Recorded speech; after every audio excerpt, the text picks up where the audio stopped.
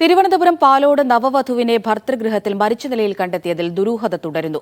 മൃതദേഹത്തിൽ മുറിവുള്ളതായി ഇൻക്വസ്റ്റിൽ കണ്ടെത്തി. ഭർത്താവ് അഭിജിത്തിനെതിരെ കൊലക്കുറ്റം ചുമത്തണമെന്ന് ഇന്ദുജയുടെ കുടുംബം ആവശ്യപ്പെട്ടു. തഹസിൽദാരുടെ നേതൃത്വത്തിൽ നടത്തിയ ഇൻക്വസ്റ്റ് നടപടിയിലാണ് മൃതദേഹത്തിൽ മുറിവുള്ളതായി കണ്ടെത്തിയത്. ജോലി കഴിഞ്ഞ് മടങ്ങിവന്ന അഭിജിത്ത് ഇന്ദുജയെ തൂങ്ങി മരിച്ച നിലയിൽ കണ്ടെന്നായിരുന്നു പോലീസിന് നൽകിയ മൊഴി. അഭിജിത്തിനെ കസ്റ്റഡിയിലെടുത്ത് ചോദ്യം ചെയ്തു വരികയാണ്. അഭിജിത്തിന്റെ വീട്ടിലെത്തി തെളിവെടുപ്പ് നടത്താനാണ് അന്വേഷണ സംഘത്തിന്റെ തീരുമാനം. അസ്വാഭാവിക മരണത്തിനാണ് കേസ് രജിസ്റ്റർ ചെയ്തിട്ടുള്ളത്.